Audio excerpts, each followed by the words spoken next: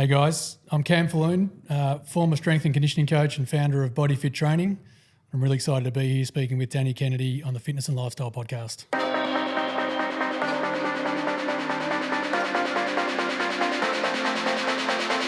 Welcome to the Fitness and Lifestyle Podcast. I'm your host, Danny Kennedy, and I'm here to help you become the very best version of yourself.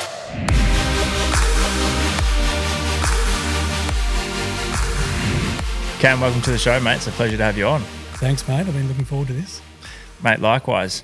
Something I was thinking about on the way over here, knowing that your background working in S&C and working with athletes and stuff like that, what was the driving factor for you to have, an interest in, transitioning across into more of like a group training setting? Like myself, having done a bunch of work with athletes, I personally find the enjoyment of working with someone one-on-one and really having that specific goal that you can work towards, whether it's over an off-season or, by the sounds of it, for you throughout a season as well, very different to then going into a group setting where you have nowhere near as much control over the direction with the client or the member or however you want to refer to it as. What was that driving factor for you to kind of step into the world of group training and then obviously ultimately bring in BFT, which is now absolutely crushing it? Yeah, it's a good question. I think the main reason for me was getting out of sport, doing some research and looking at what was going on in the fitness landscape was, to be really honest, I just saw a lack of sophistication around group training programming. There were some really good group training models there. Yeah. But take the context of coming out of a full-time professional environment where, as you said, you got full control of the athletes all day, every day, in season and off season, and then coming back into that sort of retail fitness space. There were some good brands, but I found it was all very much aerobic-based training. Mm-hmm. It was more is better. The harder you sweat, the better apparently your outcomes are going to be. Yeah. The harder it is to get in the car afterwards. Yeah, that's right. Yeah, exactly right. If you can't walk down the stairs at the end of your session, it's a good one. And thought, well, hang on, there's nothing wrong with that, by the way.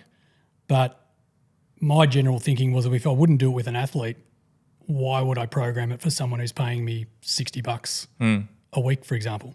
Mm-hmm.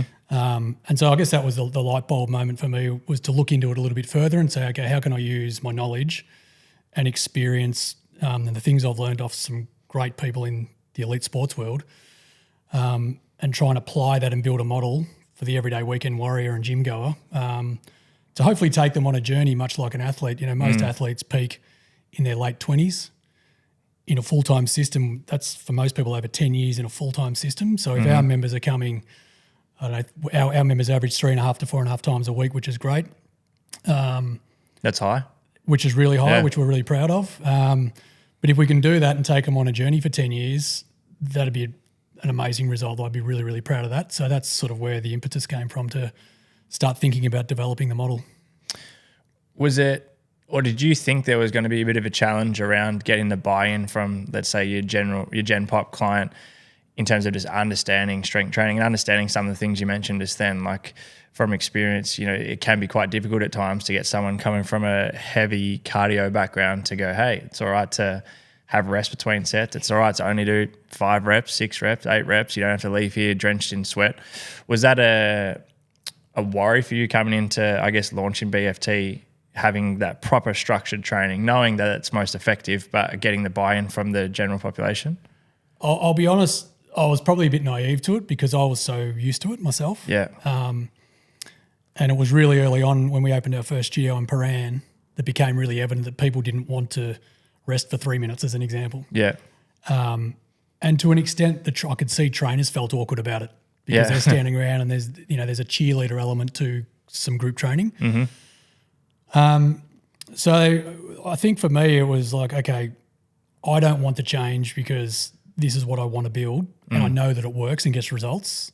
So part of it's educating the trainers and then the other part of that's still making it fun and educating the members, just little bit by little bit.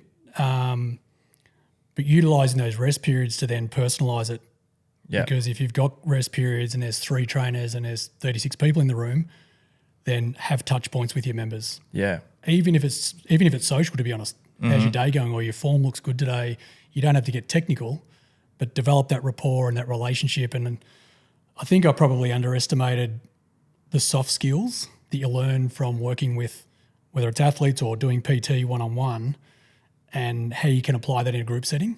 And so it was try to bring that personal training mentality, one-on-one mentality, into a group training session. And when we've got those big rest periods, we're doing compound lifts, it's low reps, utilize that to build rapport, relationships, as well as the technical side. But don't overdo the technical side. I think as trainers we can often get too technical and talk too much. So we try and educate our trainers on less is more. And ultimately, if your clientele trust you and they believe in you, then they're going to come back. 100%. Were you getting early on? Actually, a question before that probably was the intention always to franchise it?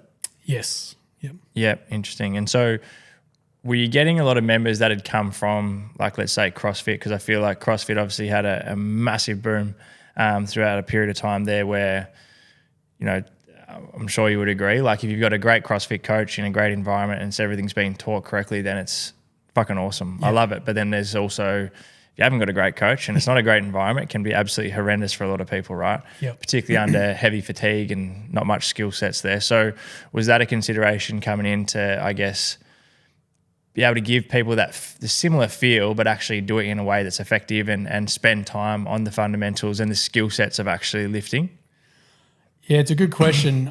The way I explain it is, from the research I did, I thought, you know, if people know CrossFit, and let's just, for lack of a, you know, put that at the top of the ladder in terms of extreme strength training, barbell training, kettlebell training, metabolic stress.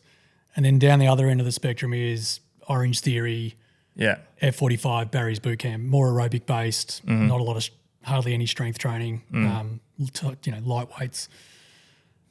And so we sort of fit right in the middle of that. And to be honest, I thought that we would maybe draw from both poles. We haven't seen a lot of people from CrossFit come the other way. I think it's a certain type of personality that goes to CrossFit. And as you say, when you get a good coach and a good environment, it's probably pretty hard to leave. And then sadly, maybe the others are broken and have had a bad experience and are a bit reluctant to re-engage. I definitely thought we'd get more coming down, and we haven't, but we've had a lot come up the other way and go, right, I want to progress my training now, and I want to develop more strength, endurance or power, which I'm not getting in these other systems. So yeah, didn't work out exactly how I thought it would, but the great thing is that people are starting to, what we're finding is members are really sticky. They're staying for longer. We know that they're going to leave. They're going to leave most gyms. You know, the average lifespan's 9 months of a member anywhere in the world. So what we're finding now in our life cycle is they're leaving and then they're coming back. And I think that's credit to our franchisees and our training system, our education that we provide. Just give them, our philosophy is give them your very best every day.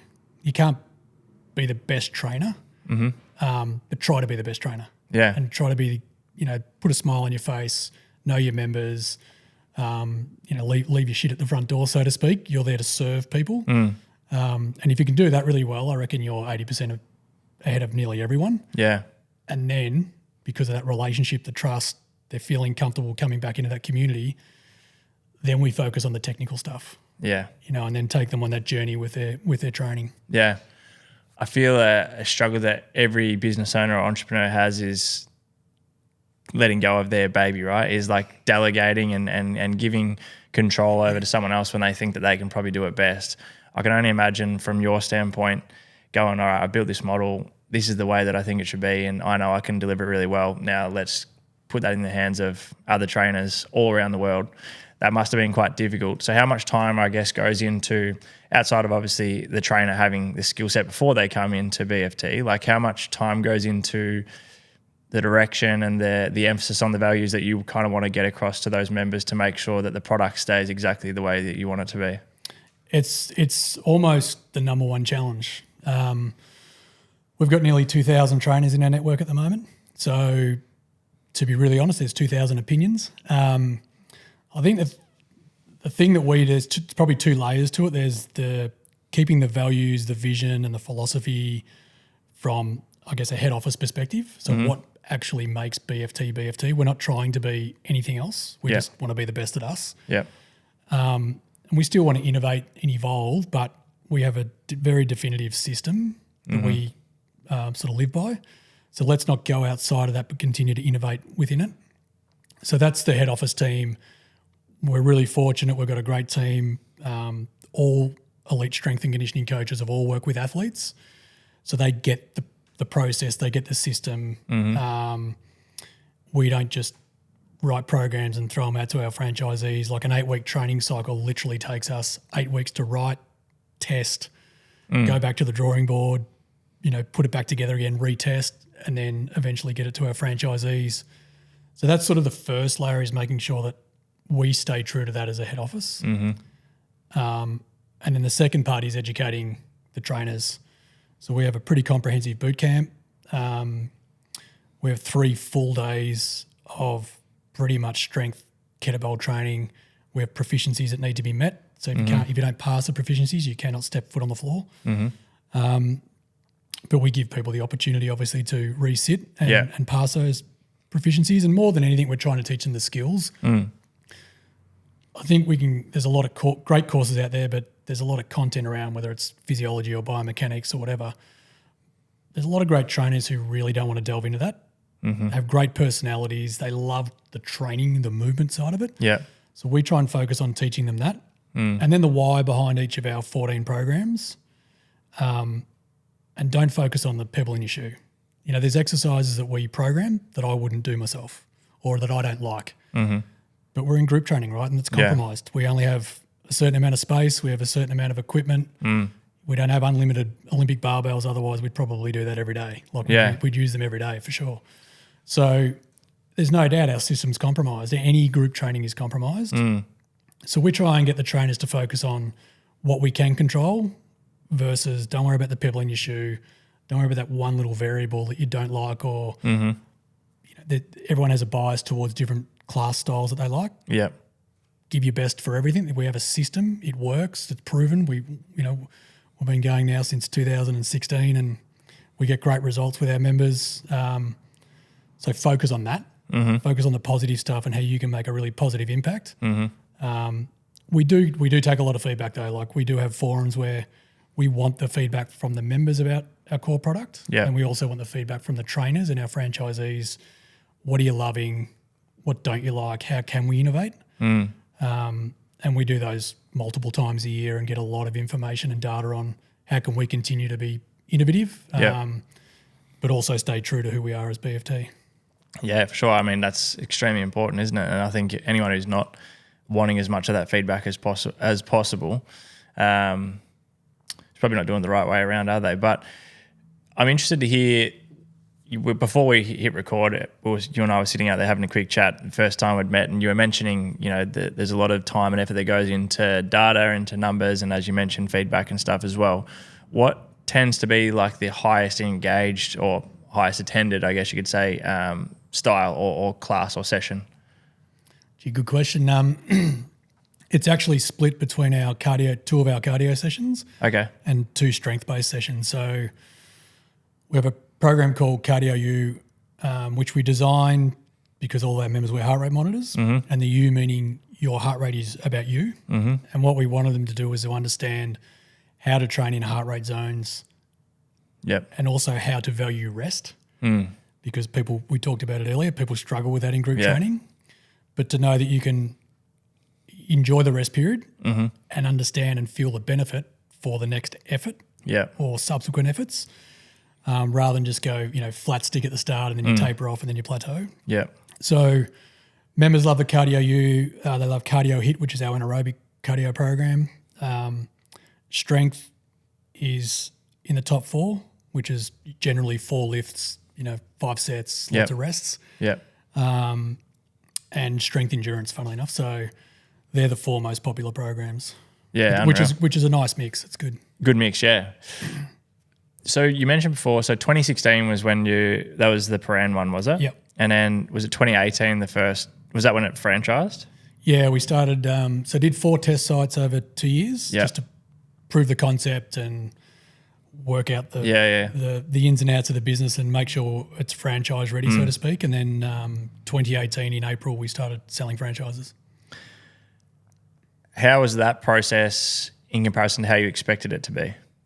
the process of actually franchising? Obviously, you mentioned roughly 2 years kind of that process kind of took. Like, was that harder than what you expected it to be in terms of actually getting it ready to franchise? Yeah, I don't know whether it was harder. I think I was just so focused on trying to. What I knew was I couldn't work out. I tried for months to try and work out how can I develop a training system, and I'm doing it on spreadsheets, and it just wasn't working. And I just knew it wasn't working. And I have a 24-hour gym which my wife runs. There's a mezzanine up there, and I was practicing a lot of stuff. Had some ex-AFL guys that are involved with BFT now and that I used to mentor, and they'd come and train with me. And we were actually doing a lot of stuff we do in an AFL club, power endurance sessions and things like that.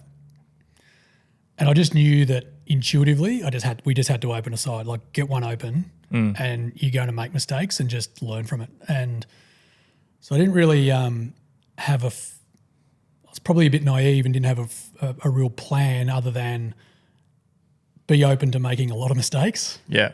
But be also ready to quickly pivot and move quickly on rectifying those mistakes. Yeah. So Param was, the floor space was too tight. We couldn't get enough bums on seats. We got multiples of equipment wrong. Got feedback from the members that they liked some of our programs, they didn't like others. So we're just sort of playing Tetris with how we can still try and get the same outcomes but change the structure of programs. Site 2, a little bit bigger, again, not quite big enough. And then site 3 and 4, we nailed it. Got all the multiples wrong, and to be honest, apart from maybe some innovation with some extra equipment, I don't think we've really changed much from the core product. Yeah. Studio size, multiples of equipment since the third and fourth site. That's great. And then late 2017, I took on some investors, Richard and Hamish. So Hame's silent in the business. Richard Burnett's, he's our global CEO, and Rich came in. He's got a really strong sales background, and I knew that we had something that was sellable. But I'm doing sales and I'm doing marketing and I'm building technology and software and I'm doing the programming, and there's just too many things. Yeah. And they came in really at a really, really opportune time for both them and me, and have added enormous value. So I was already going through the franchising process, and it was good to get Rich involved, get his lens on the business, and then I had a pipeline of people ready to sign contracts, but I wasn't ready to do any more than the original 4 until it was 100% ready to franchise. Yeah. And so we did that in April. So it was awesome to be able to kickstart our sales with 4 open plus another. I think we signed 8 or 9 in the first month. Yeah, right. Which really started to get momentum. And then Rich hit the road selling and has done an amazing job since. Incredible. This is a bit of a random question actually, but what has been like the best form of marketing for you guys? Has it been, obviously word of mouth, I think in my opinion is always going to be the top dog there, but in terms of paid advertising, stuff like that, is there a certain avenue that has worked best in terms of actually getting members into the sites?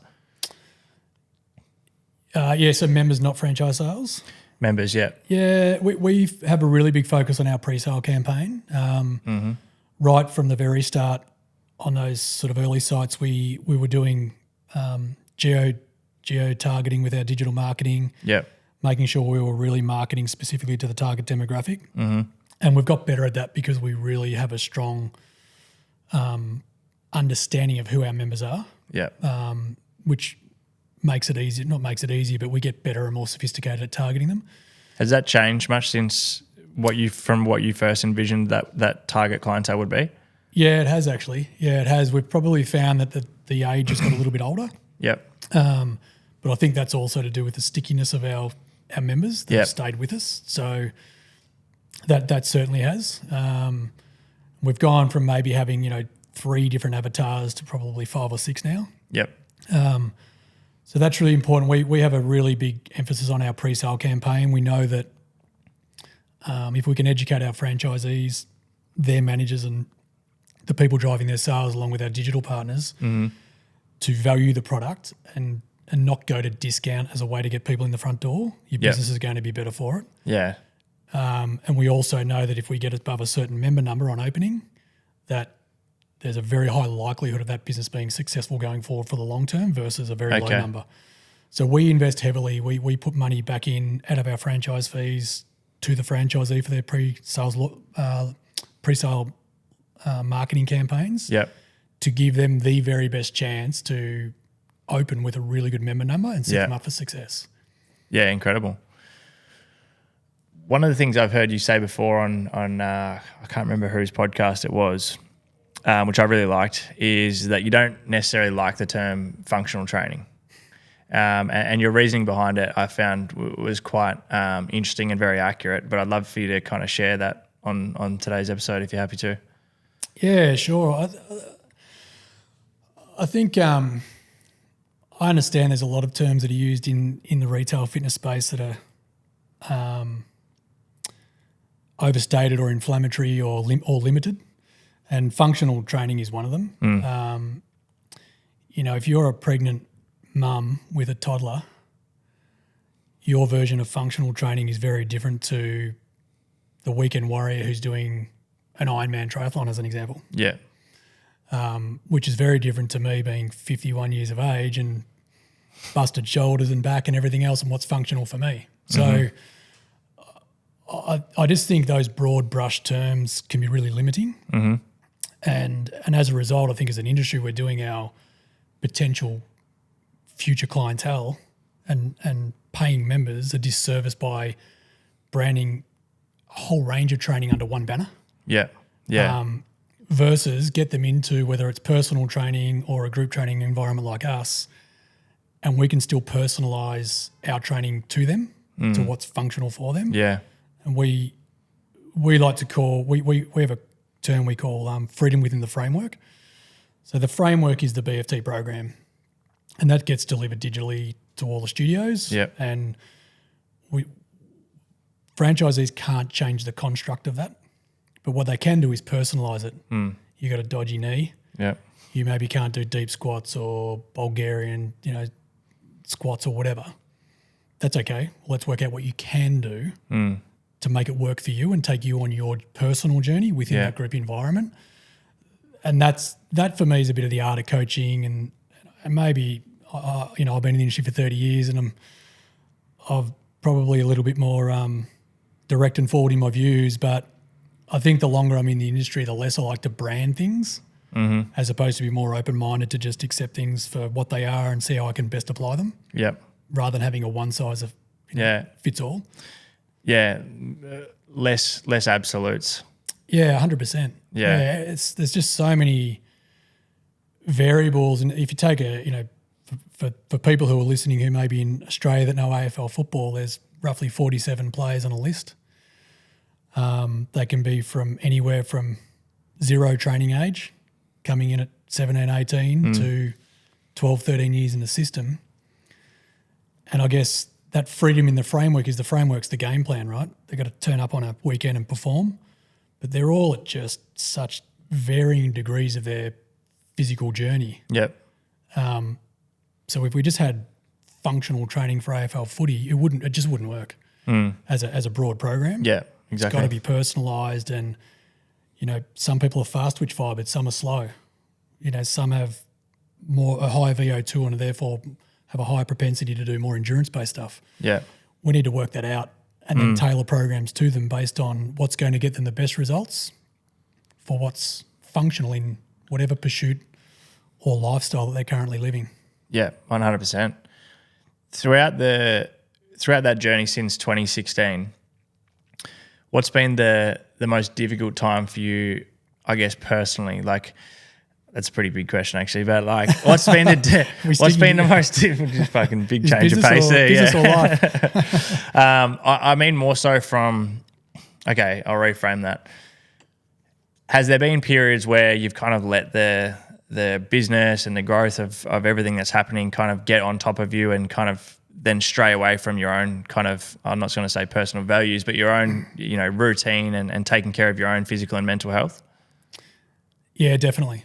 And it's probably something I grapple with. I always do try and be active in some degree, but probably like you, I'm used to training a lot. So therefore my level of training for not just my physical, but as you said, more than anything, my mental health. I do like to train a lot. You know, if I don't train for a week, my wife's like, go to the gym, get out of the house. I think towards the end of COVID was really, really tough. Like, especially in Melbourne, as you know, we're locked down for 18 months and only being able to leave the house for an hour a day. That, with where the business was at, trying to keep up with the franchisees and haven't been here for them because, you know, people are going through different things and people are handling it differently. Staff are handling it differently. Some staff are fine because they're in a family environment. Some are stuck in a one-bedroom apartment. Yeah. And need a voice, need an ear. So I found that time really, really challenging. And then coming out of it, strangely enough, which was my own fault, was, okay, we're back to work now. And I'd been at work the whole time through COVID, but just at home it was like, right, we've got to get back into the office and we've got to really put in some big hours. And I think that was my own fault in terms of losing perspective on what was still important. Yeah. But definitely realise you're always learning, right? And in reflection, you look back at it and go, okay, I wasn't as efficient, probably wasn't as good of a leader and a manager. And so when you get back, for me personally, when I get back to training and make sure that that's a consistent part of my routine, I'm far better at those things. Yep. And now try and have a lot more meetings where I can go and walk and talk rather than sit in an office. And so it's good to learn those things. But, yeah, definitely coming out of COVID was a big challenge. Do you have anyone now that you kind of, you know, go to or look to in terms of advice and mentorship and stuff like that within the business space? Yeah, I do. To be honest, I definitely lean on Richard and Hamish, my business partners. They both they're very similar from a values perspective, but very different in terms of their outlook on different things in life. So Rich and I in particular, you know, we have a lot of conversations and some are personal and some are business and some are other. So they've been really awesome for me. And then I have a really tight-knit group of people that some are just like my best mate who's not in the business realm at all, but he's kind of my mirror. He'll just give me his honest feedback and but he's also very good at listening and challenging me. And then some other people in different business realms, some from the football world, ex-coaches and stuff. I don't go too far with it, to be really, really honest, because it's sometimes too many voices. It's just too many. I like people who know me intimately and know how I function. Because they and also know how they can. I like direct feedback, so I don't like people tiptoeing around. I just just give it to me. So I tend to surround myself with those people that know how I function, know how I operate in terms of my my motivations, understand our business really, really well, understand my personal life, and then I feel that they can then better advise me based on knowing all of those things intimately, rather than going to say, I've never really been one to go and get set up with a mentor that, you know, is a distant third party. So complete outside source. Yeah. Interesting. In that process of bringing on, I'm not sure if it was at the exact same time, but Hamish and Richard. Yeah. How was that process of actually bringing people on as investors? Like, how long was the process, and I guess what type of things did you take into consideration before pulling the trigger on signing the deal with these guys? Yeah, that's a good question. I think so. Rich and Hamish approached me. They're looking at some investment in some other opportunities and some in this space. They happened to stumble across our second studio in South Yarra. It was really, really just a good timing, to be honest. Great people, great business acumen. Richard in particular wanting to step out of corporate life and explore some of his entrepreneurial pursuits. And for me, it was getting to the point where I was like, I'm actually starting to not enjoy this anymore. Not fully not enjoy, but I was just getting a little bit of a taste of far out. Like, I've just got so much going on. Start to resent certain parts of it a bit. Yeah, and you go, oh, we're getting results and we're getting close, but it's like, wow, you know, there's just, my days never end. I'm working 7 days a week. I was still motivated by the challenge and the vision, but it's too much is too much. Yep. So the opportunity with Rich and Haim to get to know them, and we really, to be honest, it happened pretty quick. We kind of did speed dating, to be really honest, and got to know each other pretty quickly. They had both had touch points with the AFL, so it was very easy for us to all, I guess, kind of sense check each other from a moral compass perspective, and we knew a lot of the same people whilst we weren't working in the same roles. Rich came from a commercial, I'm in strength and conditioning and high performance, and Hamish is in the media. And so more than anything, knowing Rich's sales background, knowing that he was super motivated to make something work and step away from the corporate world and the, I guess being tied to the working for the man, so to speak. Yep. I knew that was going to be really good for driving business. factor, yeah. I knew that he was hungry and he was very good at what he did. And I really got a sense of that because he kept pushing in the process of trying to get me to make a decision. I remember having a phone call with him one day and to say, mate, do not call me before this date and this time, otherwise it's just off, because I just need to just give me some space to think about it. And the hardest thing with it is when you've got, I've spent time researching this, I've developed a model, spent a lot of money, made a lot of mistakes. It's just about to sort of, you feel like the momentum's just about to happen. Is the biggest challenge is letting go and making sure that they feel a big part of this business and it's theirs as well.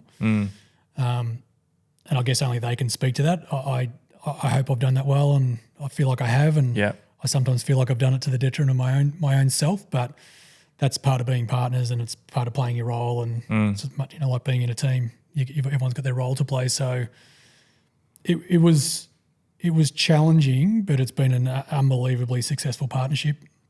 We've had our ups and downs, and that's more been to do with external influences, not personal. Rich and I probably 95% of the time are thinking the same thing, say the same things. He sort of operates the sales marketing side of things, and I do the core product and the technology and innovations and programming, and we both do the strategic stuff together, and we're very, very aligned. And Hamish is really good coming in as a third party, a little bit of a fresh set of lens, and he's very good commercially and strategically. So we get a really good balance between us. So yeah, it's been very fortunate because I hear a lot of bad stories, but it's been a really good partnership. Yeah, fantastic.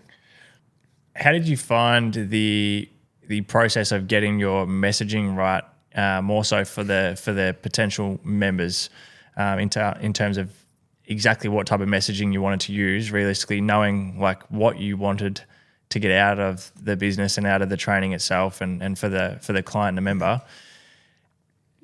Coming back to what we spoke about before, there's a shitload of buzzwords and stuff that gets thrown around in the fitness and health industry that's just sounds good, but means a lot of fuck all. And so how did you go with that process of just nailing the messaging? Very difficult. And so our tagline is different, better. Yeah.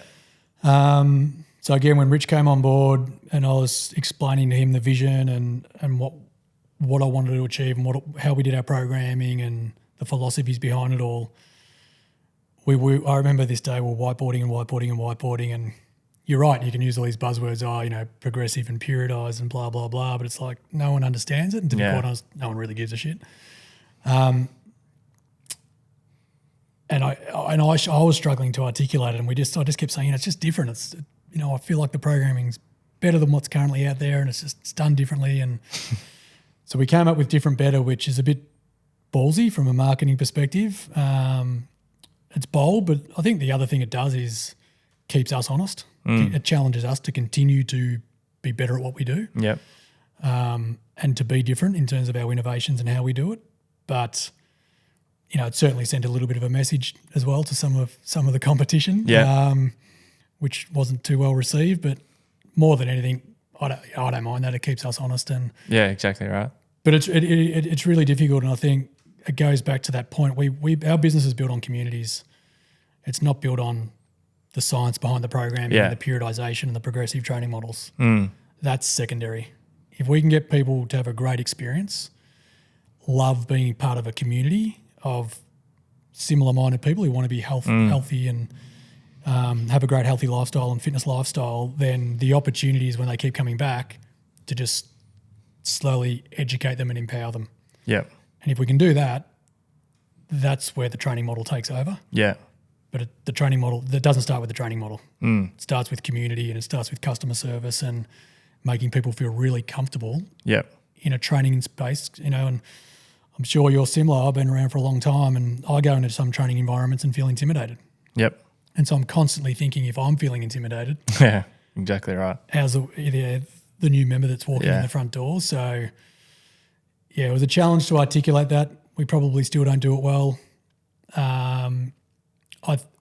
I think it's great that, there's a lot of people who maybe looked at us and are using similar copy on their websites. I got no problem with that, and people often ask, do you get pissed that people copy you? Not really, as long as they're living up to it. And it continues to make us challenge ourselves to continue to be better, which was one of the goals. I wanted to try and raise the standards and the level of standards and coaching in the group training space. That was one of the really driving factors at the start, and that's going to be a never-ending challenge, to be quite honest.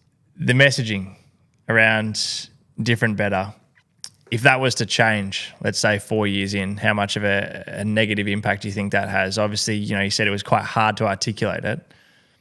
Can it change? Can the messaging change without basically having to have almost a full rebrand of the business itself? Like if you were to go and change that messaging now, even if it still had the same, the same effect or the same impact that you're trying to have with what you're using at the moment, do you think that's a massive mistake? I think it would be for us, and I can only really think a couple of years ahead because that's sort of how we plan in terms of our innovation and evolution of the brand and so on. But I think now we're known by that. Yeah. So we have done an evolution of our brand from body fit training to BFT, but the different betters stayed constant. And on all of our awnings of our franchises, the different better's the most prominent bit. Mm-hmm. And we like it because people ask the question, well, why? And that then is the responsibility of us to educate the franchisees and the managers and the staff as to what we do and how we do it. We don't talk about other brands. We don't say we're better than other brands. We just say this is what we do and this is why we think we're different. And this is how we're trying to do it better. Creates that curiosity too, doesn't it? It's really important, really important. And again, it's like using functional training as a catch cry. Well, if everyone's using functional training, what makes that functional trainer better than that functional trainer or that functional training program different to the other one? At least that different, better, it's a good word that you used, is it gets people curious. And if they're curious, they're going to ask questions. And if they're asking questions, we're winning. That's my view. Yeah. Whether it's questions about why we're different or it's questions about their training or it's their heart rates or whatever, that's a win for us. Massive win because it's starting a conversation. Yeah, definitely. You mentioned gamifying, the members' experience in at BFT before we jumped on the recording today. How are you guys doing that currently? And obviously, you mentioned a few things to me about what potentially may be in store for the future. If you're able to talk about any of that. Yeah, the big thing we did was, I've been going to gyms for over 30 years, and I think through COVID in particular and coming out of COVID, there was this whole, the industries, everyone's innovating and doing all this awesome stuff. I'd actually really challenge that and say, I think there's been some steps made, but you've been in a lot of gyms yourself and do your strength training. What's innovated in the strength training space in any gym in the world in the last 20 years? Sweet, fuck all. Yeah, fuck all. Right? So I look at it and go, well, with athletes 20 years ago, we were using force plates as an example. 20 years ago.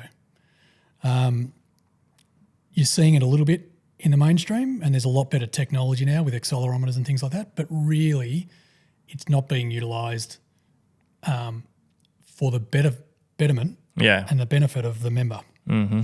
So there's probably a couple of elements to that. One is I think trainers don't necessarily, a lot of trainers aren't educated and understand it, and that's okay. They don't need to. It's typically used in high-performance environments.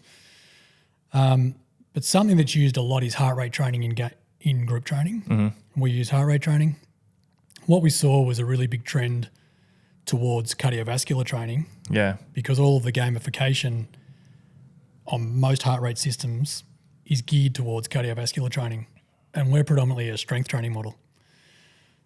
So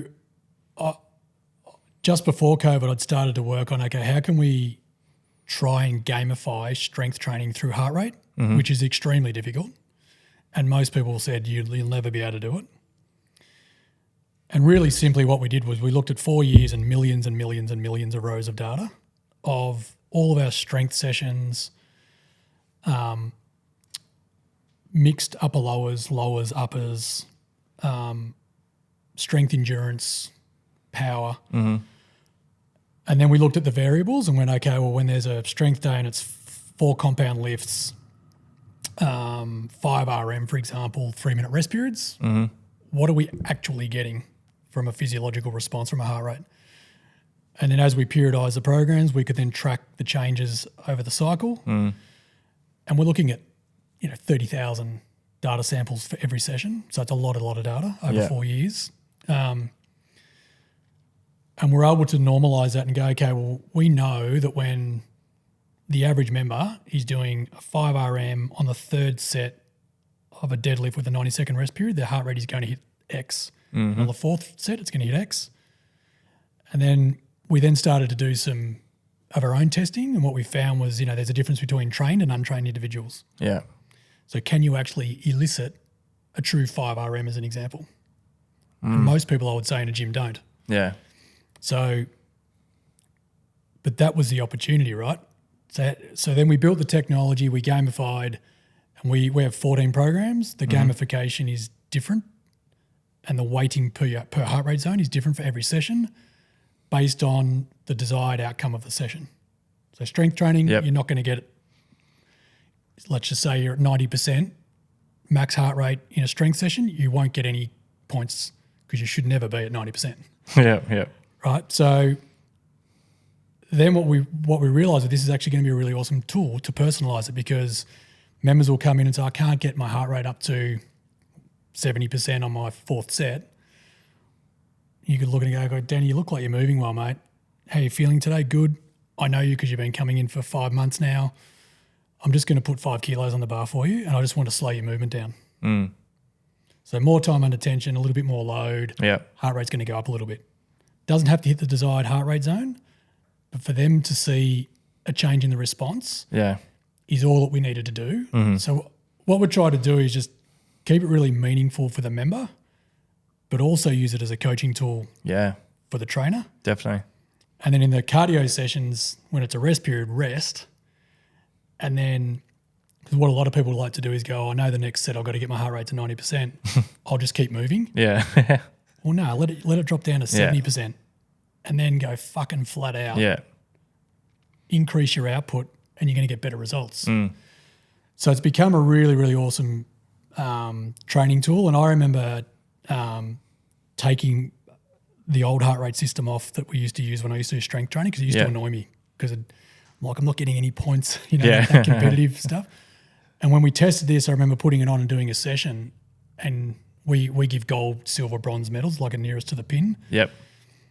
And I remember getting a medal on my first session thinking, shit, this feels amazing. Like I actually feel like I want to wear it and do another strength session. Yeah. So that was a bit of a light bulb moment.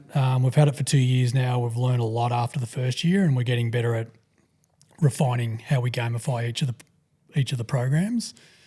So the next layer of that is to, again, keep evolving it. Yep. And then look at other technologies like integrating with Whoop. We're doing some trials at the moment. And again, not give everyone all the information because people can't consume it. We want to be able to take out of Whoop what's really, really meaningful and just give them that. Give them what's going to change their life, going to change their attitude towards training or recovery and sleep. Yep. Much like we do with Evolt body scans. They've been a great partner of ours. There's so much data that we can take from it. Yeah. But 1, do the members understand it? 2, can the trainers explain it? Let's just take what's meaningful and give them 4 or 5 data points that we can talk to that's going to help them to influence their lifestyle. Yeah. Not too much. I think that's a lesson I learned from the high performance environments is, we get so much information with athletes. What do I need to give the athlete that's going to shift the dial? Yeah, exactly. It's going to resonate with them. And that's what we're trying to do with our technology and our software and our member engagement. That's incredible, mate. What's been Is there a moment that really sticks out for you that you've had an interaction with a member where they've shared something with you where it's just kind of stuck with you in regards to the impact that BFT has had on them and their life? May not be necessarily just their body composition, but the quality of their life. Yeah, there's been a couple. There's a gentleman really early days at Pran, so the very first site. We were actually doing pre-sell. We weren't very sophisticated back then. And he came in, he was late 60s, maybe even 70. And he just had 2 knee replacements. And so we were very honest saying, this is not the place for you. Yeah. He was a massive AFL fan. And as I said, we had a couple of AFL boys, Matty Thomas and Daniel Stewart. And so he was like, no, I want to train with these guys. And we were saying, look, 2 knee replacements. I can't remember exactly how far he was post-surgery, but he was training, but not to the level that we would be doing at BFT. And he was absolutely adamant. So we said, look, you got to come in 15 minutes before every session. We're going to take you through the session and we're going to modify it for you. Mm-hmm. And long story short, loved it. About 6 weeks in, he bought a membership for his 3 children, their 3 partners, and he was paying for the whole lot himself. So we're talking, $60 a week for 7 people. Yeah. So $420 a week he was paying. And he just said he couldn't believe how good he felt, couldn't believe the level of service, loved the community. And that's probably so early in the piece that meant so much. Yeah. So credit to the boys for being able to adapt the programs for him. But I think what it did was say to me, like, really early on, I'm getting what I want to achieve here, which is making this type of training accessible for everyone, no matter where you come from, and taking you on a journey. His kids still go to Paran, they're still members. So, what's that, 8 years, 7 or 8 years on, they're still going there. And then there's just a lot of anecdotal people who do like the, women's 10K fun run or something like that, who maybe used to churn out 5Ks 4 times a week or something and have dropped that to do BFT and maybe run once a week, go and do a fun run and run a PB. Yeah, yeah. And they're just better conditioned. Yeah. They're a little bit stronger. Yep. So therefore they run more efficiently. They don't fatigue as much. So I just love hearing those stories. Yeah. The weekend warriors that are playing netball or footy or rugby or whatever. As much as in the off season, we get a lot of athletes come in and actually pay. We get a lot of AFL players who pay. They understand the programs and how it's progressed and periodised, and it resonates with them. And we do our, our prehab days and our proprioception and things like that. So it's very similar to the system that they're used to. What they're used to. So it's kind of nice having people from different backgrounds over the years that are validated in their own way, and that's it's never lost on me. That's probably the most rewarding thing.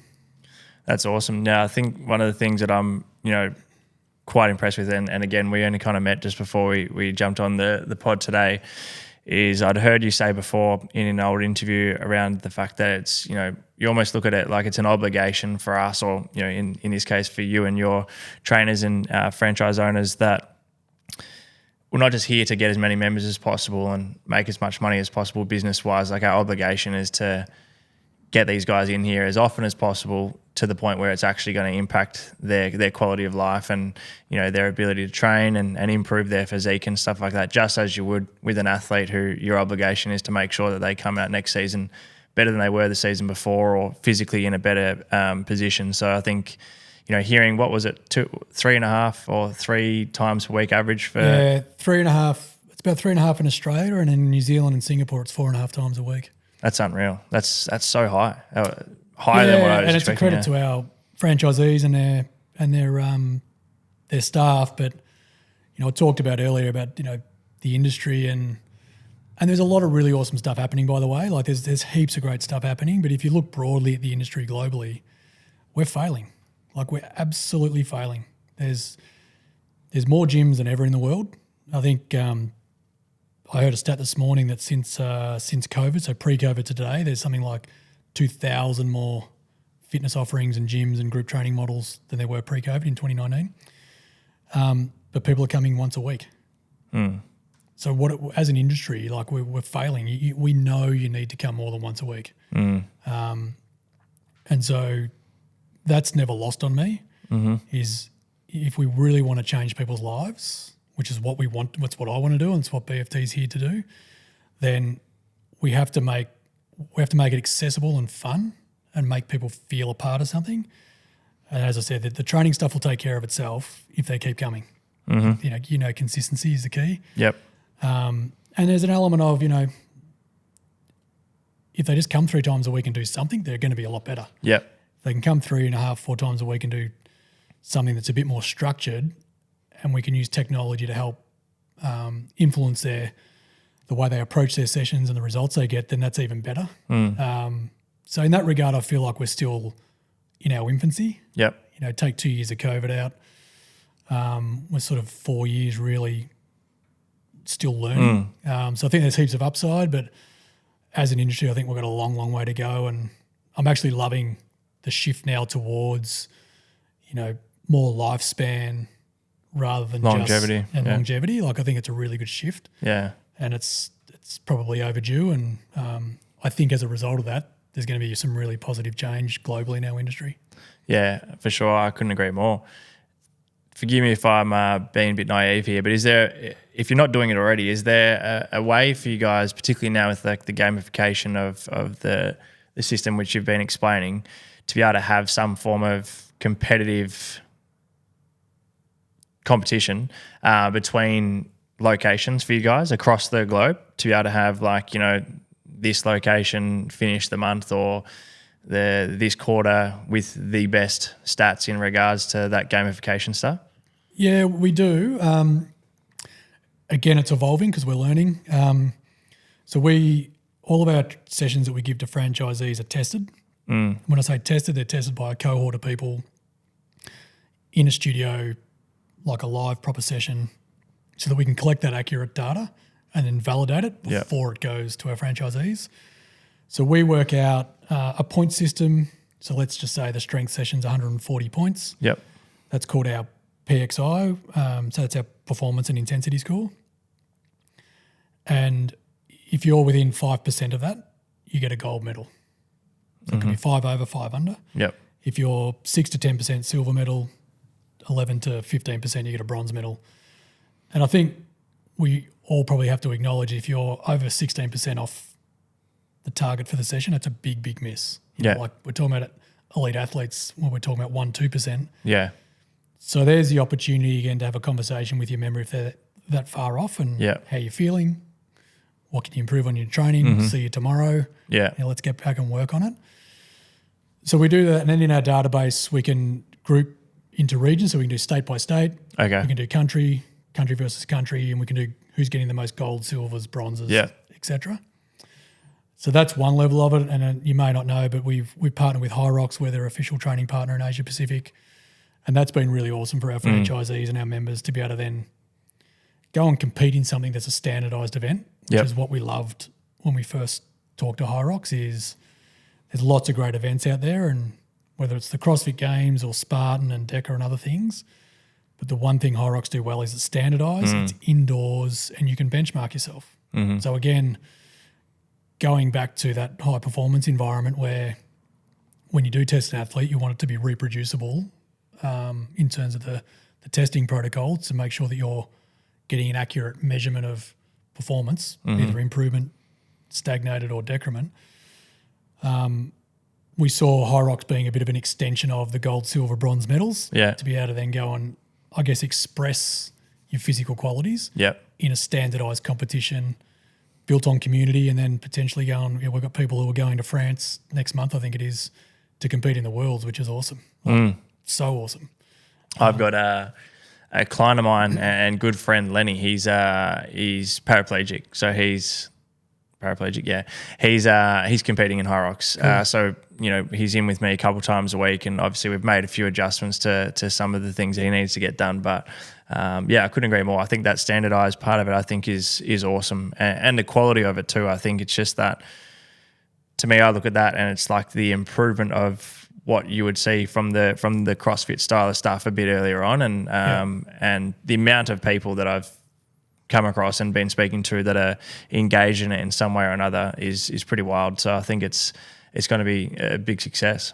Yeah, the guys have done a phenomenal job developing it, and I think their challenge is now keeping up and getting the venues big enough to be able to cater to the masses. But it's for anyone who hasn't gone, get along. Even if you want to spectate, it's a pretty wild event to go to. And again, it's like what we're trying to do is make our programs accessible to anyone and take them on a journey. Anyone can compete at High Rocks. Yeah. There's no time limits. Some people will do it in under an hour and others will take 2.5 hours. We had some of our members, some ladies compete from, I think it was Dandenong BFT at the Melbourne event last year. Yeah. They were the last to finish. It was like 10 o'clock at night.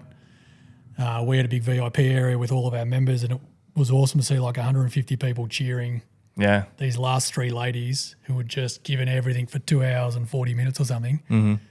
But the sense of satisfaction they got out of that, let alone all the support, money can't buy that. And I think that's what High Rocks do well. I think that's what we do well. And but yeah, it's a great event, and I'd really recommend everyone at least get out there and have a look at it or give it a go and for sure test yourself. That's incredible, mate. Well, look, I've genuinely enjoyed the conversation very much. So today it's been great to get to know you a little bit better and just to hear about the journey and everything that's going into BFT, and looking forward to staying connected and just watching it continue to grow. And thanks for your time. Thanks for coming in, and hopefully we can stay connected. Yeah, thanks, Danny. I've really enjoyed it, mate. Cheers. Really appreciate it. And for everyone who has tuned into the episode today, firstly, very grateful for you and very appreciative. Thank you so much for tuning in. If you haven't subscribed to the show already, please do. But if you have enjoyed today's episode, make sure you share this one on your Instagram story. Tag myself, tag Cam, BFT. Get this episode out to as many people as we can and add as much value as we can. And we'll chat to you guys in next week's episode.